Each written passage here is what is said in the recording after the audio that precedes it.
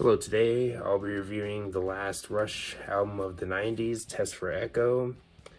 As you know, or if you've noticed already, I have reviewed Roll the Bones and Counterparts, so I figured I might as well complete the 90s and review this album. Now, from what I've seen from album rankings for this band, this album is usually closer to the bottom or even at the bottom, straight up. But I usually see it towards the bottom half. But while I do agree that it is in the bottom half, I don't think I'd put it at the bottom, to be honest. I think there is some pretty good stuff on here. Sure, there are maybe moments that might feel a bit uninspired or maybe a bit flat, but I think the album again does have some high points though, and stuff worth checking out if you haven't heard it already. But the album again sees the band working with Peter Collins again when it comes to producing, and yeah, overall, I don't mind the production of the album, but the album starts off with the title track, Test for Echo, which many people seem to say is one of the better songs of the album, and I definitely agree. I do like the light guitar towards the beginning of the song, and then eventually the song gets a bit more heavier with the riffs, and those heavy riffs to me go at a pretty simple while, at the same time, catchy rhythm.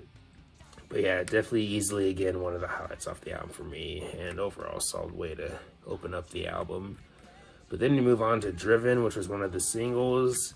It did have a music video, and the music video is kind of weird.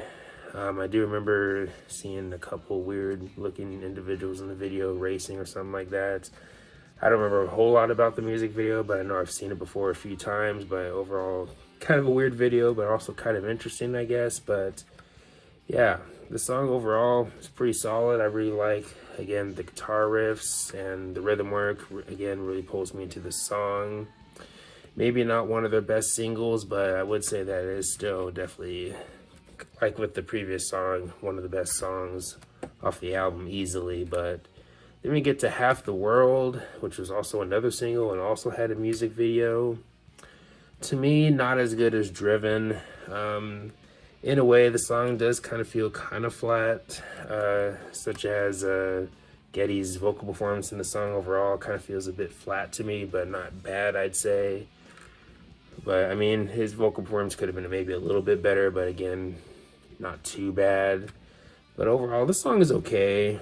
Not the best song on the album, but I wouldn't say that it's bad by any means. Just kind of an okay song by Rush, I'd say.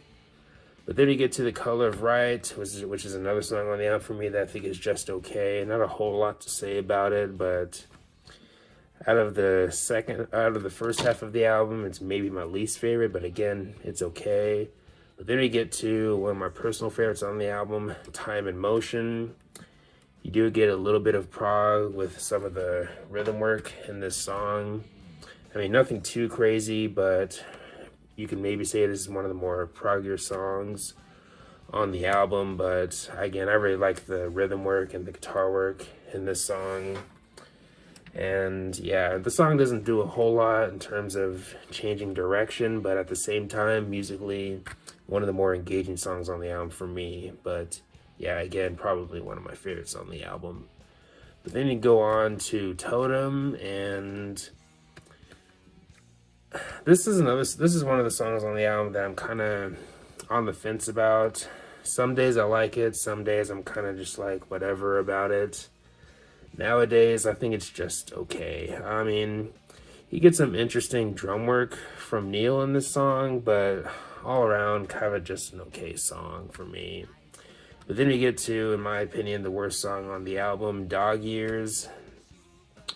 I just could never get into this song. Might have some decent riffs here and there, such as at the start of the song, but all around probably has some of the weakest lyrics in the Rush catalog for me, and all around just not all that interesting of a song for me.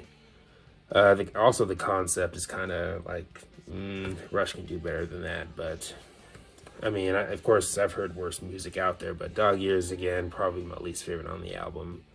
But then we get to Virtuality. The song lyrically deals with the internet or the internet experience. Kind of an interesting topic, but the song itself overall to me doesn't do enough to keep me engaged or interested in continuing to listen to it. But not a bad song, but I mean, again, kind of an interesting lyrical concept, but the song overall just nothing all that impressive to me. Then we get to another highlight on the album for me, and I know the band, I think it might have been Geddy Lee. He said that this is one of his favorites off the album, that song being Resist. This song to me has really strong melody. I really love the melody of the song. You get some pretty guitar, such as in the verses, and you can also really feel the emotion, not just from Geddy Lee's vocal performance, but also in some of the guitar work, such as Falling after the chorus. But yeah, Resist, definitely a great song and kind of overlooked, I'd say. Definitely a song that I'd say is worthy of more attention from fans. But then we get to Limbo, which is the instrumental of the album, and I'm going to be honest, I think it's one of their weaker instrumentals. To me, it just isn't as memorable.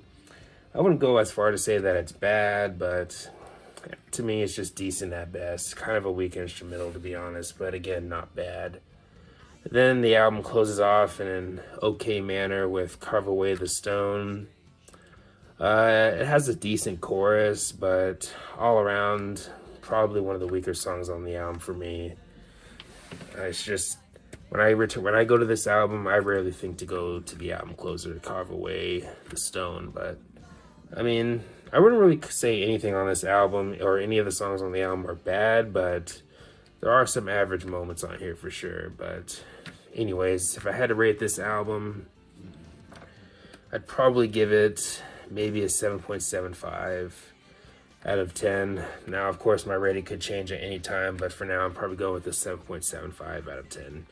Again, I don't think it's a bad album. I do think it is probably one of the weaker albums. I wouldn't put it at the bottom, though. I wouldn't go that far, but again, not one of their best. But yeah, again, I'm going to go with a 7.75 out of 10. But the album does have its highlights, though. Test for Echo, Driven, Time and Motion, and Resist are probably the best songs on the album for me. Again, Totem is okay. Half the World has its redeeming values, but overall, not one of their best albums. But again, not bad. But yeah, again, 7.75 out of 10. But anyways, let me know your thoughts on the album. Do you love it? Do you hate it? How's it compared to the other albums for you personally? Let me know favorite or least favorite songs on the album and all the good stuff. But anyways, thanks for watching. Comment, like, subscribe. Have a nice day, and take care.